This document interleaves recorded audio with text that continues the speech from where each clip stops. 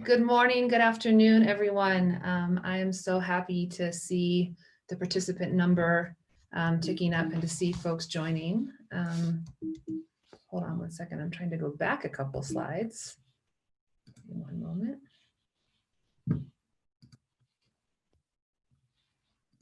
There we go.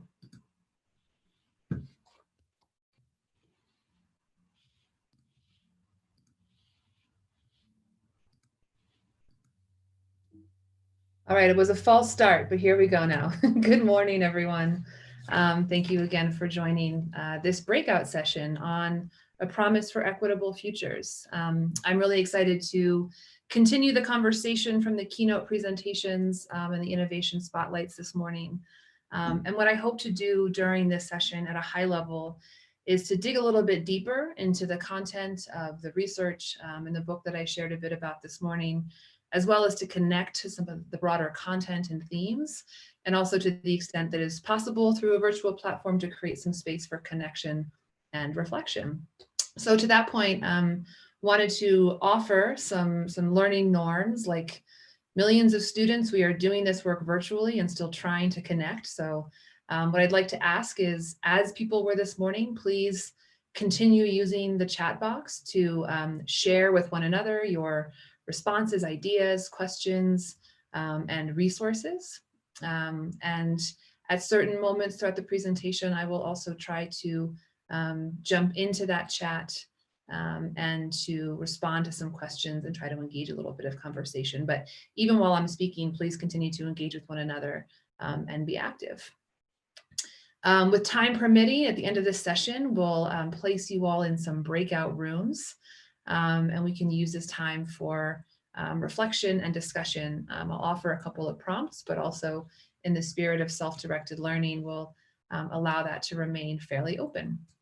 And then at the end of the presentation, I will share some reflection and some application tools that I hope you can use to bring this work back with you as you continue to identify opportunities for action and lead in your respective places of work. So I wanted just to give a little bit of background about this book and why we wrote it. So in full transparency, Susan and I started this project in partnership with the Equitable Futures Project with the Bill and Melinda Gates Foundation in about December of 2019. And we started, frankly, with kind of a narrower goal of identifying the conditions and strategies needed to scale and sustain existing efforts that were happening around learning ecosystems, work-based learning, and student-centered learning. And then when COVID hit, Susan and I, we really grappled with how to take advantage of or speak to the moment that we are in, the evolving moment that we were in and remain in, and decided that in this really disorienting and disruptive time, we had an opportunity to engage a broader conversation about the purpose of education and about systems change. And so what the book aims to do is to issue a call to action to adopt the learner promise. And I want to say here that the call to action is in some ways, in many ways, really framed around state leaders, as I think you heard if you were in the previous sessions, right? There's a lot of leverage point for state leaders to create some of these conditions that we want to see, but also is very much about the opportunities for action that teachers, leaders, parents, students have as well. I think balancing that ownership, community ownership, and the state level change lens throughout the book. We articulate elements of an equitable and statewide universal pathways ecosystem. We define and apply a theory of systems change, and then specifically chart a course for state policy aligned to that theory of change. For today in this session, what I want to do is dig a little bit deeper into some of those forces that are shaping and reshaping education, employment, and equity, and hopefully hear a little bit from you about what you see. Understand the key components of learning ecosystems and also look at some examples, some bright spots of those that are highlighted or spotlighted in the book.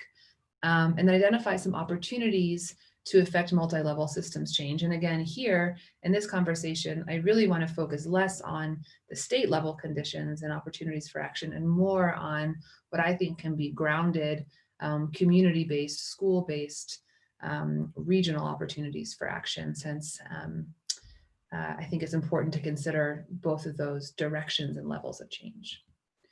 So we have a few too many people to do introductions without taking up all the learning time. So I have a brief poll that I will launch now to try to get a sense of who's in the room. I'm going to go ahead and launch this. Please, please respond to these questions, and we'll try to get a little bit of a sense of who's here.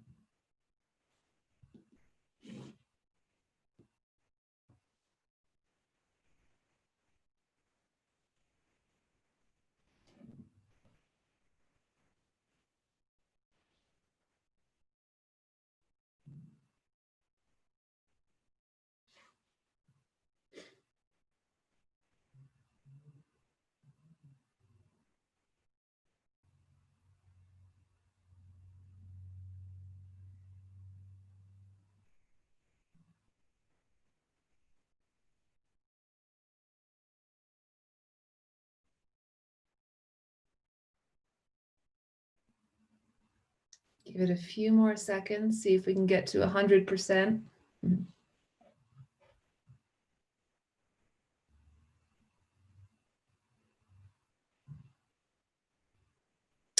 All right, for now, we seem to have capped off at about 86% participation, so we'll dig in. So what I'm seeing here is that we've got a lot of folks who were here this morning, and some about 40% who were not. So I will make sure that I don't skim over too much content and try to make sure we all have a similar foundational understanding of some of the key content of this conversation. Looks like we have a lot of teachers, school and district leaders, two folks from state or regional leadership, one grant maker, 5 folks from the nonprofit space. We have no employers, unfortunately. We have 1 student, thank you for being here, welcome, and 1 person who identifies in a different role. So we have a really lovely sort of spectrum of people's roles and perspectives, and I hope that can come out in our conversations. Let's see, we got folks from all over.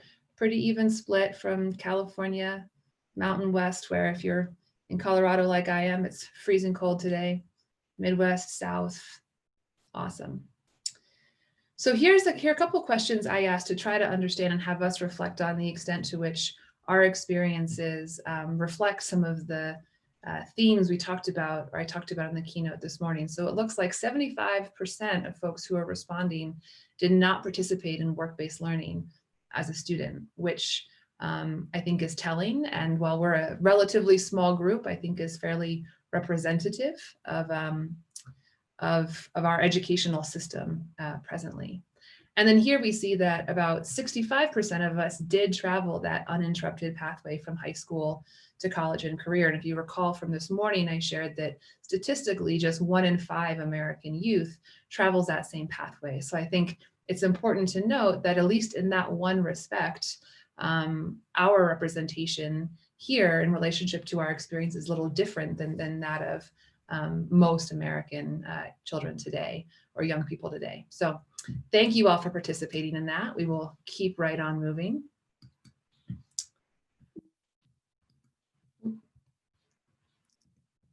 All right, so I spoke briefly in the keynote about the forces that are shaping the future of education. And so I wanted to come back to these ideas, really to go a little bit deeper into some of the statistics and the data points, and then also to invite some conversations, some questions, some comments from folks who are here. But first I wanna share this quote. So this is from a fabulous report called Local Learning Ecosystems Emerging Models. And this is text that really drove a lot of my thinking and much of the direction and spirit of the book. And also, I think, speaks to where we need to be in our own imaginations and commitments related to the future of education. So there's a growing consensus that education demands radical transformation if we want all citizens to become future ready in the face of a more digitally enabled, uncertain, and fast changing world. Education has the potential to be the greatest enabler of preparing everyone, young and old, for the future, and yet supporting learning too often remains an issue for schools alone.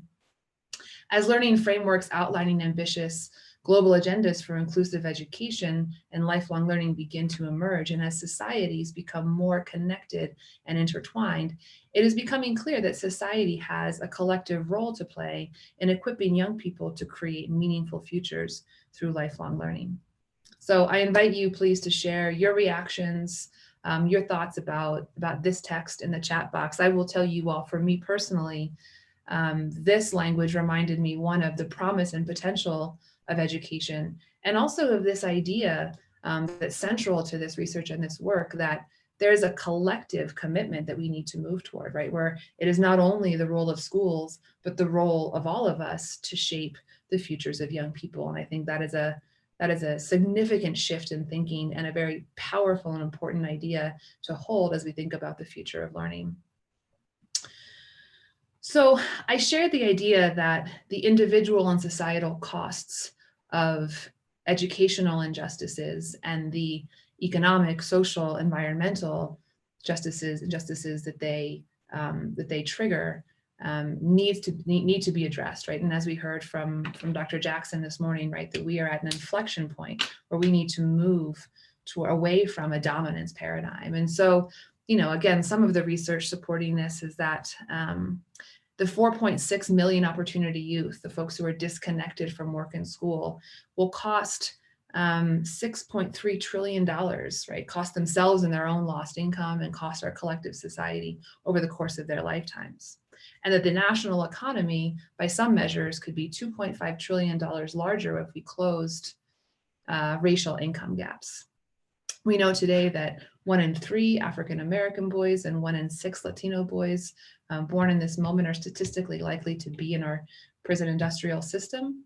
And in addition to disrupting families and lives, that also costs our country $186 billion annually. And so my point in sharing these numbers is not to suggest that these injustices matter because they are costly. My point is to suggest that they harm individuals and they threaten the very fabric of our country, of our democracy, of our society, and yes, of our economy. And so again, to that idea of an inflection point or a tipping point, we have reached a point where these kinds of inequities are, for ethical reasons and for practical reasons, entirely untenable. And while education is not the only driver of these challenges, it is certainly a critical driver.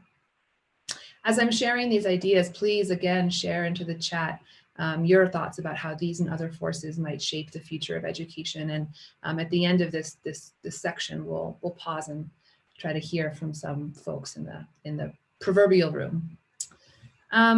So we are beyond the digital revolution, right? We are in what's called the fourth revolution, where the fusion of technologies blurs the lines between physical, digital, and biological spheres. And this changes the way we work, and this changes the way that we learn, and this changes the way that we live, right? And so I mentioned in the keynote that, yes, 2/3 of jobs require a college education, but that we know that the future of work is shifting, and a college education alone will not be enough.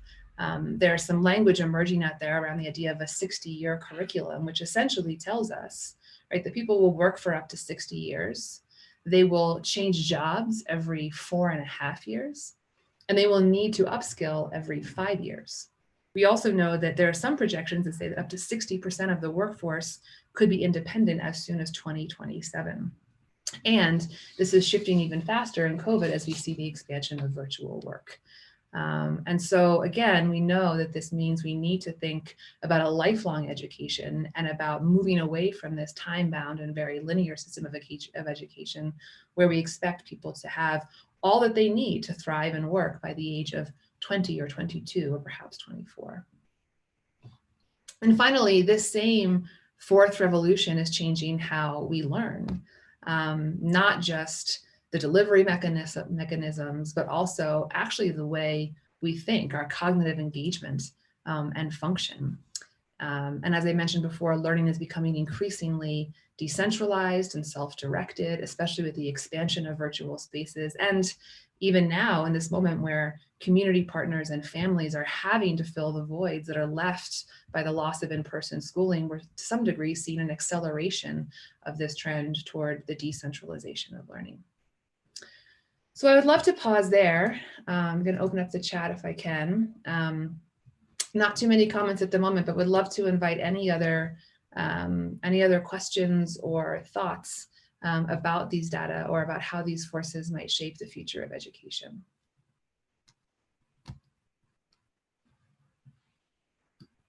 I'll give a little wait time and then we'll keep moving. I hear you, Lindsay. Focusing and chatting at the same time is challenging. Yeah. Nathan, I really appreciate that, the mindset and attitude shift, and particularly thinking about one another as a community, right? I mean, I think the idea of reciprocity that we heard come out earlier today in the keynotes, the idea of collective impact and communalism. One thing I find really interesting in this research is that there's a lot of cognitive research and technological research suggesting the decentralization, self-direction, kind of personalization, and at the same time focusing on the desire for connectivity and for collectivism. And so that sort of paradox, I think, is very powerful, but I agree. This requires us to really think about one another and take a much more cooperative and collectivist approach. All right, I will keep us moving.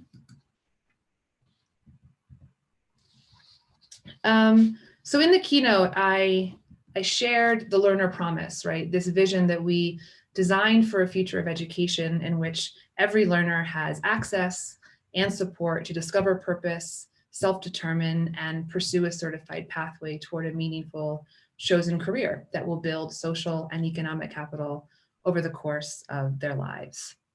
And so in the keynote, I described this promise and what it might take to move toward this promise through the lens of 7 critical shifts. And here in this presentation now, I want to dig a little bit deeper into the specific elements of what we will call the universal pathways ecosystem, because I really want to get into the building blocks, the cultural building blocks of that kind of a system, the learning building blocks, and then also the structural and systemic building blocks. So we're going to explore, if you were in the keynote this morning, we're going to explore very similar content, but we're going to do that through a little bit of a different structure, hopefully getting to some more of the meat of the work. So we'll begin with this sort of domain of culture and characteristics, right? And this may all sound familiar, right? These systems that we're describing are fundamentally learner-centered. We say this all the time, but it's actually such a profound shift. And one idea that I want to call attention to within this section that I didn't get to speak about as much this morning is the idea of occupational identity, right? And so from a youth development lens, we think about positive development, positive identity development. And I think occupational identity is really a part of that, right? It's the process by which young people, as they are coming to understand who they are as an individual in the context of their culture, community, and history, and also in the context of the world as it is and as it might be, decide what they want to do with their lives professionally, and also in terms of their civic engagement and community engagement. And I think we can all recognize, even perhaps from our own experiences, that our education system as constructed today isn't really taking occupational identity to its heart, right? It's not seeking to help young people discover who they are and who they might be. And it's certainly not yet seeking to disrupt and dismantle all of the biased narratives that young people are receiving from the world around them. And so this is a really important component of this system that I wanted to call out. The second characteristic or cultural element is flexibility and responsiveness. And so we have institutions of learning that were designed essentially to be sort of impervious, right, to changes around them and to last the test of time. And what we see now is first that we can't be responsive to learners if our systems are inflexible, if our institutions are inflexible. And we also live in a period of time when change is so incredibly rapid. And so part of what we're describing in this move toward a learning ecosystem is creating institutions and systems that are able to adapt to the needs of learners, to families and to employers, and to keep up with the continually shifting worlds of learning, work, and social equity.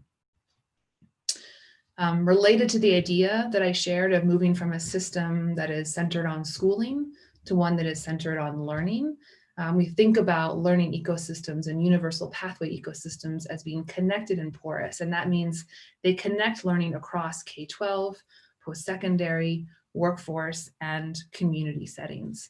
And so what I want to call out here, and I think Rebecca mentioned this in her keynote, is that we're not at all saying that schools have no role to play in educating young people. They certainly do. They just don't hold the sole responsibility, right? And so going back to the themes of collectivism and collective impact, it is all of our responsibility to shape young people as humans, as change leaders, as future citizens and future workers. And then finally, we've spent so much well-deserved and necessary time this morning reflecting on equity, and equity means so many things. I think in the context of our book and this conversation, what we are focused on is reducing and eventually eliminating the over or underrepresentation of any racial group, gender group, of any group in education and employment by dismantling systemic barriers, developing community cultural wealth, and helping learners cultivate social capital.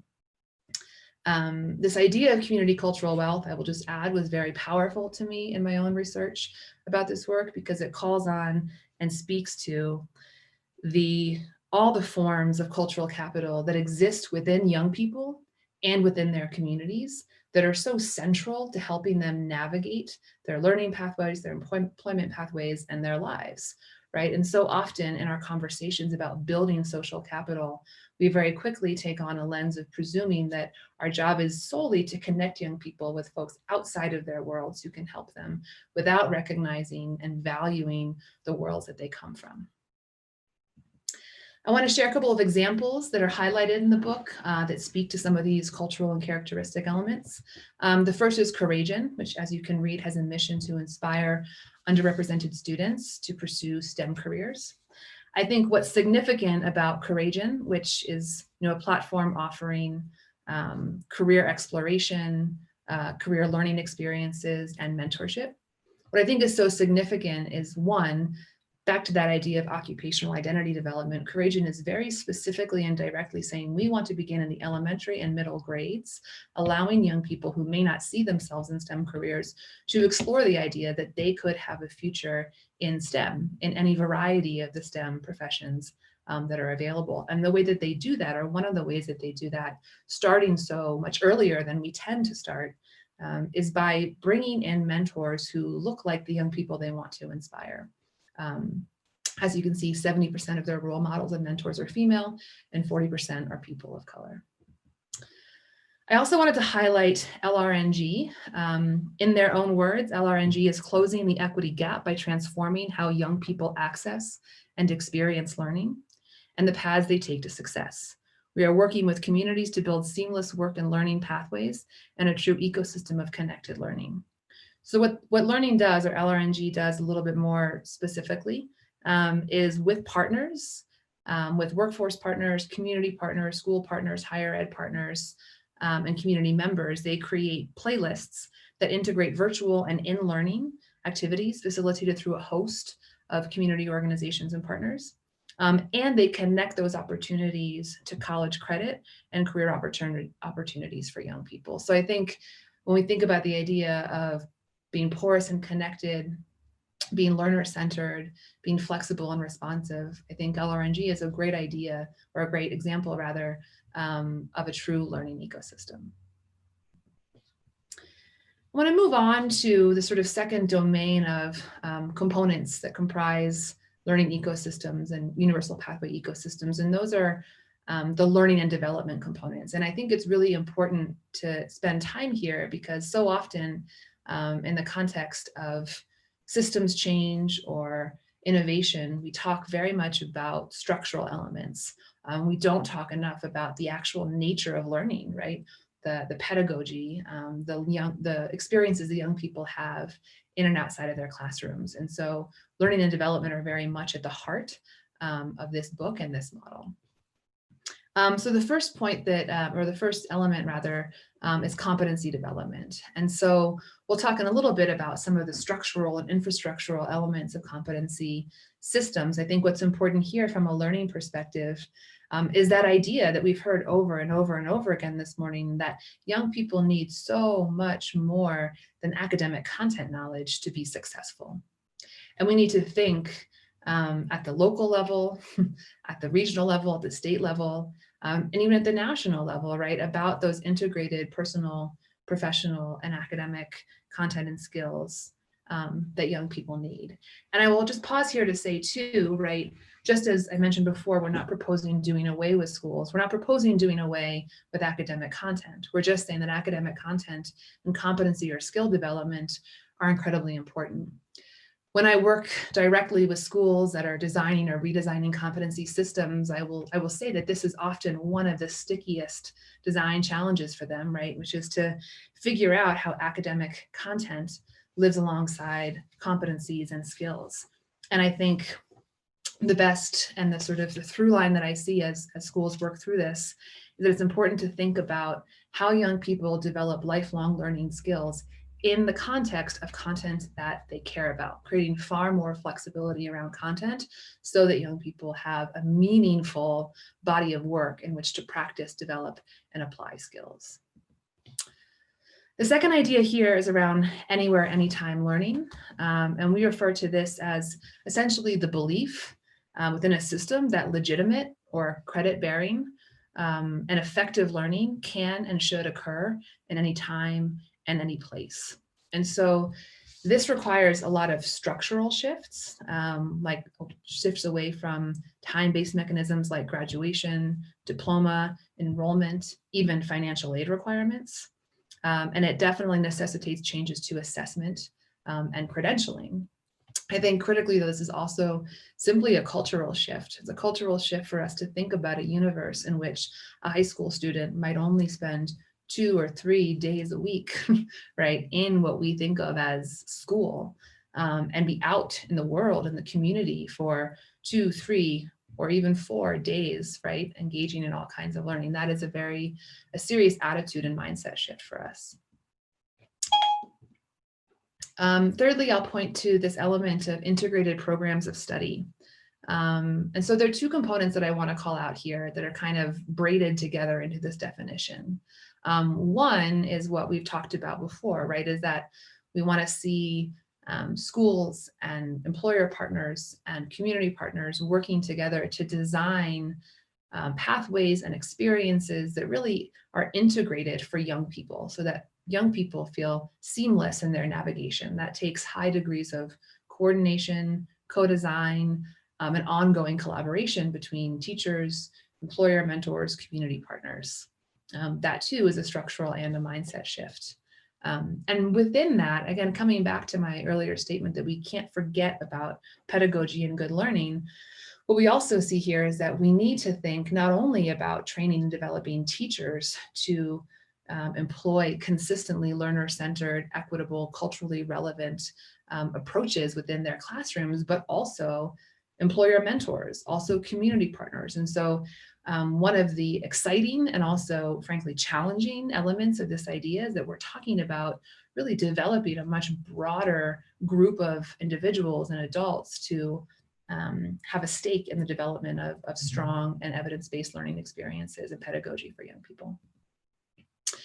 Finally, curriculum and assessment. I think we can all recognize that in order for any of this to happen, we need to change very much the way we think about curriculum and assessment. So specifically moving away from the scope and sequence and sort of the 4-year scope of academic content courses to a curricular model that is much more flexible and modular.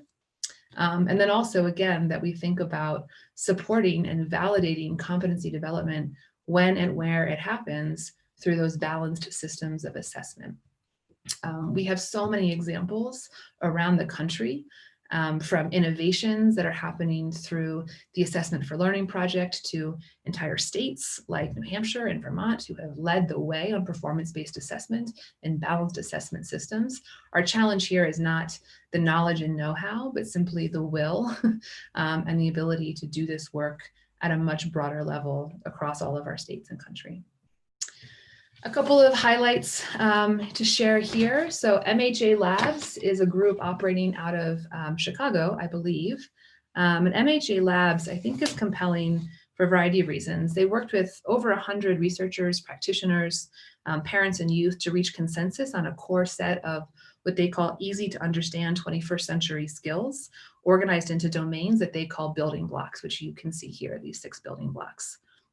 And I think what's particularly powerful is that the way that they deploy and disseminate these tools is by working in partnership with not only schools, but also with employers, directly with families, and with community organizations. And so they are taking a very porous, connected ecosystem approach to not just sharing resources, but sort of infusing and integrating competency and skill development across the many places that young people find themselves in and out of school. And then here I'll also call attention to future-focused education. Any of you who were at the symposium last year heard Tony Monfiletto speak. Future-focused education does many things, just one of which is operating the X3 internship program, which is phenomenal for many reasons. One that I wanted to highlight today is the work that they have done to really integrate the experiences and align the experiences that people have in their workplaces and in their schools. And this is done through deep partnership with employers who see this as a valuable body of work, not only because it prepares their possible future workforce, but also because they are committed to youth development in their city, back to that communal sort of collectivist mindset. And also happens through shared project design, through shared learning and professional learning. And so they've done a very powerful job over time of really showing what that high degree of alignment can look like in an integrated program of study. Moving on to systems and structures. So this is the third and final domain that we use to describe the learning ecosystems. And these are really sort of the pieces that build the necessary infrastructure. So first we start with the universal qualification frameworks. I'll share in a moment what New Zealand's look like, but I think these are particularly important because they're universally and recognized and endorsed articulation of learning milestones beyond high school and college over the course of a learner's lifetime. And I think it's important to say here that when we talk about qualification frameworks that define milestones, it can kind of conjure up an image, right, of a very linear system. And part of what we're trying to get away from is the idea that learning is linear and time-bound, or that we are narrowly contained or sort of prescribed to a single pathway. And so what I think we see in the New Zealand example, and what I think we need to build and create here, are sort of taking the powerful transparency and lifelong learning elements of these universal qualification frameworks, while also making sure that we are allowing room for flexibility, for mobility, and for people to continue to explore and change over the course of their lifetime. So I anticipate that this is an important area of continued design and policy development as well, as we think about bringing this work, hopefully, into the United States.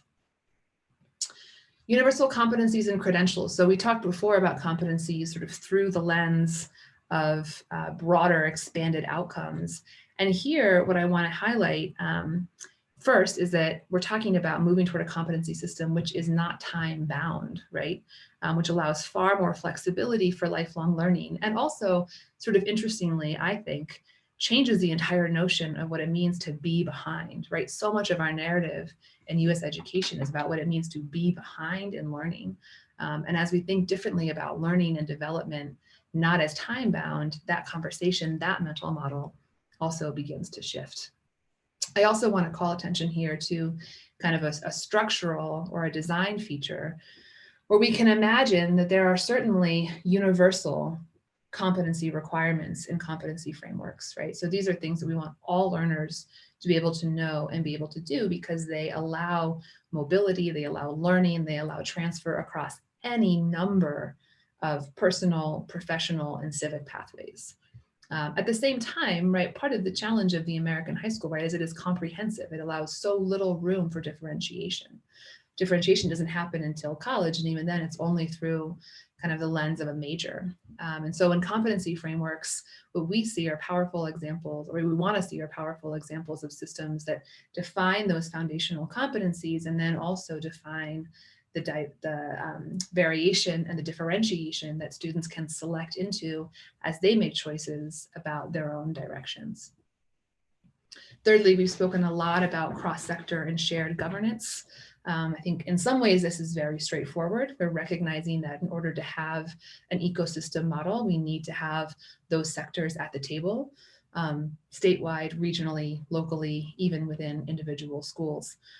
What I want to call attention to here as well, though, I think is the sort of more understated component of this building block, which is that it's really about power sharing, right? So often when I hear people in the context of work-based learning or learning ecosystems talking about governance, they're sort of implying that we need to bring one new partner to the table to make sure that that partner has a say in what learning looks like. And often it's employers. So yes, we absolutely need to bring employers to the table more frequently and in more meaningful ways.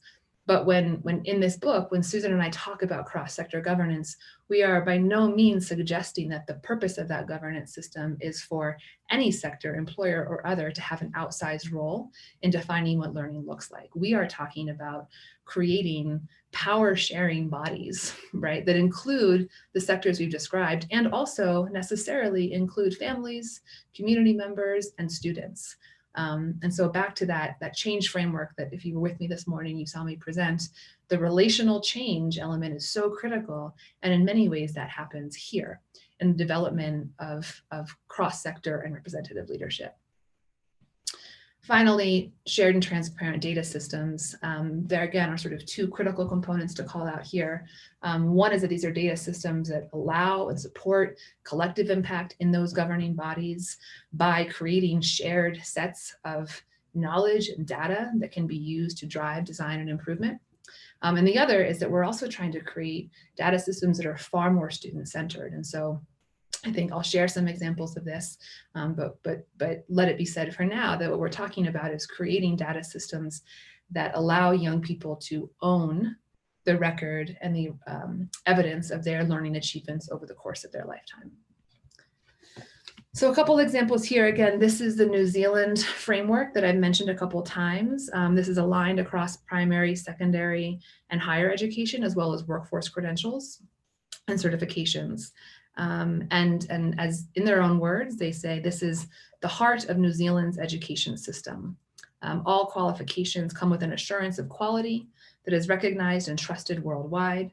This allows students to benchmark their level of skill and knowledge in New Zealand, and it makes it easier for countries to compare qualifications. So again, this is about powerful transparency, lifelong learning, and also about empowering mobility for learners. And here are two examples I just wanted to highlight of learner records and learner credentials. Again, if you were here this morning, you heard Stacey Caldwell share information about the Mastery transcript. Just very briefly, this is about moving away from grades and GPA towards Mastery credits. This is about being multi-layered and showing the many kinds of experiences students have. And this is also about being learner-centric. So I think this is a great example of an innovation that can replace the traditional transcript, which tells us so little about a student's learning and also doesn't certify or guarantee a young person kind of transfer of their learning achievements to continued learning or work. And then secondly, we see here the IMS Global Comprehensive Learner Record, which is a secure, verifiable, and learner-centric learning record that stores and supports learners' achievements, including courses, competencies, and skills in a digital format. And so this represents a much wider picture of a student's learning, and recognizes that learning occurs in a variety of settings. This follows a learner as they advance along their paths, and it can be recognized by colleges, employers, and other stakeholders. So at present, this work is fairly nascent, but we've had the opportunity to have some great engagement with both of these organizations, and feel that these are powerful and hopefully growing examples of the ways that we can develop innovations that support ecosystem learning. I'm just going to ask, because of time, that if you want to use the chat box to answer any of these questions, just want to reflect for your own. I am, as I share this knowledge, very curious what questions are emerging for you, which of these elements you're seeing in your own work, and what it would take to grow or sustain them in your city or district or region or state. And then also, what are we missing, right? What else should we be considering as we think about moving toward this future state? For the last little bit here, I want to quickly move and talk a bit about how we move toward action. And I want to offer that I think this begins with thinking very differently about scale. So again, this quote here is taken from FSG and their report, The Water of Systems Change. And they write, in a world of polarized interest and accelerating disparities, the challenges of achieving equitable progress at scale against complex social and environmental problems have become all the more daunting. For some, the response has been to accelerate efforts to change explicitly visible conditions, and to do so quickly. But we argue that now is a time to focus even more on the implicit or less publicly acknowledged systems, key systems change conditions, to truly increase the lasting impact of efforts. And the reason I wanted to pull this out is, one, I think it highlights the emphasis that our book places, and so many who've spoken this morning have placed on systems change, but also to recognize, as I mentioned at the outset, our initial sort of task or call to research was to think about scale. And what we very quickly realized is this would mean thinking very differently about scale. Too often in education, and I would venture to guess many on this in this meeting have experienced this, too often the call to scale is about rapidly accelerating or rapidly replicating efforts.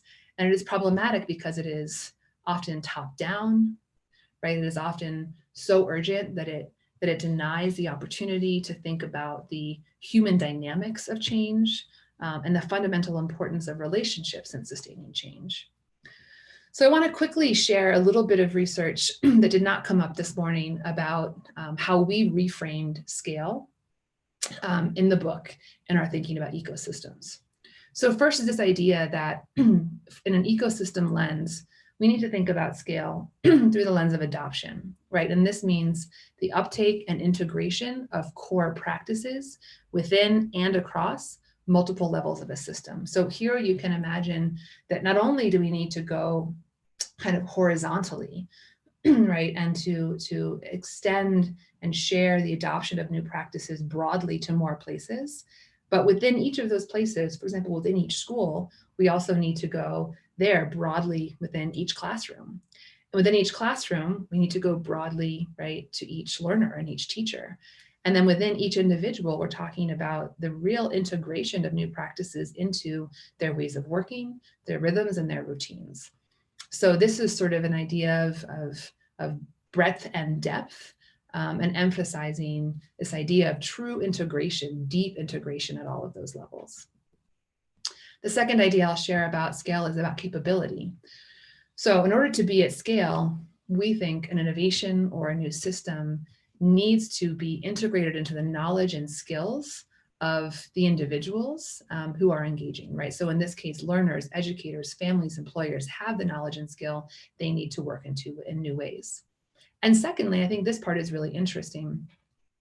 We have to maintain the quality of their relationships. So I was speaking with someone once who described this to me as sort of imagining a JPEG or a file on your desktop. And if you expand that file in size, does that image become more pixelated? Does it become more granular? In making it bigger, do you lose the integrity of the relationship between those pixels that keeps the clarity of the image? And I hold that picture in my mind because, as we talked about, the nature of learning is so relational. And if we seek to scale or implement systems change at a rate or in a way that it all erodes the quality of relationships between peers, peers and teachers, teachers and families, community partners in schools, employers in schools, this work will not work. So this is the second, and I think really critical element of rethinking scale for education, and specifically for education and learning ecosystems. A third here is the idea of adaptation. And so this is essentially where we talk about balancing fidelity to core practices with flexibility. And so this really means understanding what is at the core of the innovation or the model or the paradigm that we're trying to grow, that we need to be faithful to, true to, in order to maintain the integrity of the work. And then allowing the flexibility that's necessary for that work to make sense and be responsive to different individuals, schools, regions, and states. And also to allow continued innovation, right? To allow the work to continue to adapt. And then the fourth and final element here that what we talk about related to scale is about mainstreaming. So I think so often when we try to shift to an innovative or to some degree countercultural way of working, we rely on those kind of vanguards, those mavericks, those people who are out in front and who are willing to do the work to make this new paradigm happen, even though it's outside the norm. They're the teachers who are willing to stay up late, creating a whole new course plan or class plan, or the principals who are willing to kind of duck and cover and protect their teachers while they do stuff that the district doesn't know about, right? And we need these people to lead us. We need them to lead that sort of front edge of work. But ultimately, that's not sustainable. We can't sustain systems change if it's not in alignment with commonly accepted beliefs, norms, and mental models, and critically not supported and sustained by social, economic, and political norms. And so as we think about scale, we also need to think about creating the political, the social, the economic systems and conditions that make those behaviors we want to see rational, encouraged, and supported and sustainable. So this morning, when I talked about the sort of roadmap that we've developed to help states and regions and local areas and even schools move towards the development of learning ecosystems and universal pathway ecosystems, we talked about these three levels of change, right? Structural change, which are observable changes to policies, practice, and resources. Relational changes, which are the tacit changes to relationships and power dynamics. And then transformational changes, which are those changes to invisible, often, beliefs, values, and worldviews that influence behaviors in a system. And so this, I think, again, this work comes from FSG, and this is a very, very powerful framework that we have used to describe the shifts we need to see in our system. At the same time, we realized that we needed to go in our development of a change framework one level deeper, because we needed to, in addition to listing out the structural, relational, and transformational changes, we needed to really identify for actors in the system at multiple levels, what are the change strategies and what are the specific change actions that you can take to advance these kinds of systems change? And so I'm going to share with you 14 individual change strategies that we've identified. And as I do, I'm going to really focus on the ones that I think hopefully speak to the folks who are in the room, right? The teachers and leaders and district leaders, the nonprofit leaders, and the community members. So these fall into three areas. We talk about orchestrating, which is essentially organizing and coordinating people for change, innovating, which is developing those new tools and systems, and then advocating, which is building the will for change. And just to cite this, respect for all my colleagues, this work comes from the Stanford Social Innovation Review and builds on the work that FSG has done. So within the area of orchestrating, right, we see 4 specific change strategies: creating those governance structures, streamlining and aligning planning, funding, and accountability across sectors to support cooperative action, developing integrated, transparent, and learner-centered data systems. And then this fourth, where I really want to focus, which is on building a knowledge-sharing ecosystem by facilitating structures for shared learning, improvement, and sense-making. And so when I think about my colleagues who work in schools, who work in districts, who work in community organizations, right? I think this is such a powerful opportunity to begin shifting ways of thinking, attitudes, and also developing, right, the relationships and the networks that we need for collective and cooperative action. So I encourage you to think about opportunities that you have in your place of work to facilitate shared learning, reflection, and sense-making with your colleagues. Within the area of innovating, we see 7 opportunities for change. Stimulating innovation by creating incentives for innovation across states and regions, building infrastructure that enables continuity of learning, enabling anywhere, anytime learning, redesigning curriculum and assessment, investing in systems of advisement, supporting and scaling innovative approaches to school and program design, and helping to diversify and modernize the teacher workforce. What I'll focus on here, again, with that sort of community ownership lens of systems change, is on enabling anywhere, anytime learning, investing in innovative, robust, and relevant systems of learning development and advisement, and supporting and scaling innovative approaches to school and program design. Because again, I think so many of us in our places of work, whether we're in schools, in community organizations, whether we're students working to advocate to our leaders, our school leaders and system leaders for change, we have opportunities to create the partnerships with community organizations and employers that allow learners to engage in learning outside of the school walls.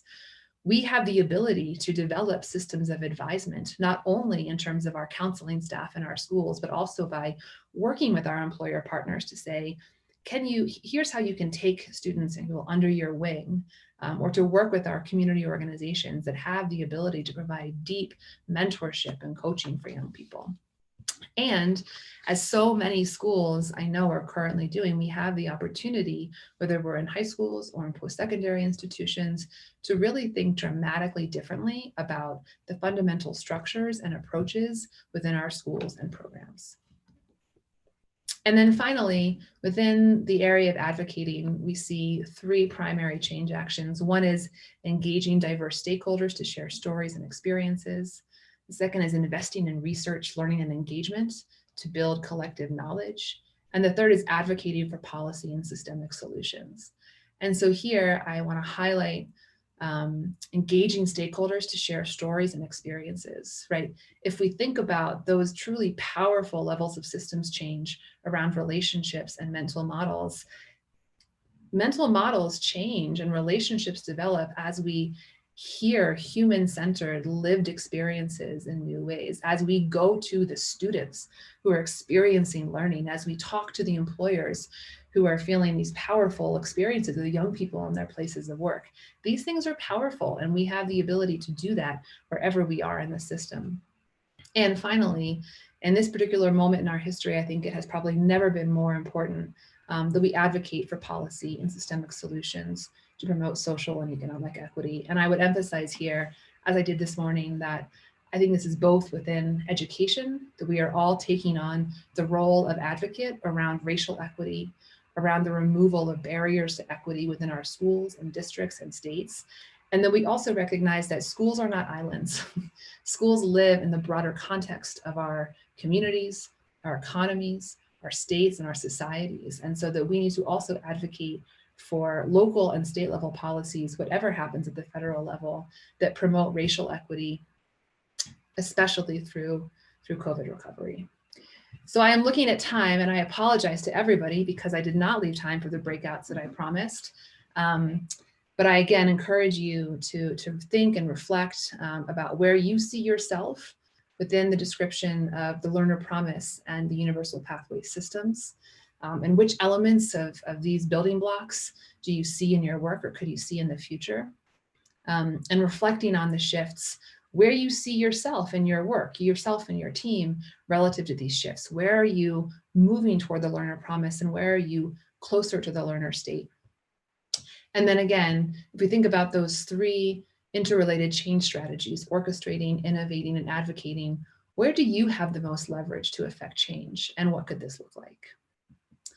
So I will close there. I want to thank you all for being a part of this conversation. And I want to share two things, which I'm going to stop my share and I will drop these into the chat for you all. We have both a link to the survey that you can take to provide some feedback about this conversation.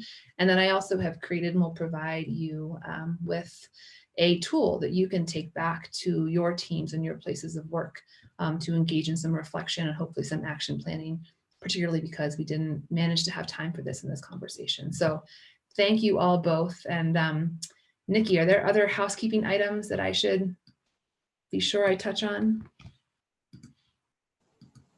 No, you're all good. Thanks so much. All right. Thank you, everybody. I appreciate all of your time and energy this morning, and hopefully can connect with some of you in the future. The tool is right here. I'll recopy it for you. Oh, I sent it to her privately. That's why. There we go. There's the tool, bit.ly Equitable Futures Team Guide. And I will leave this open for a little bit so that you all can copy and paste that.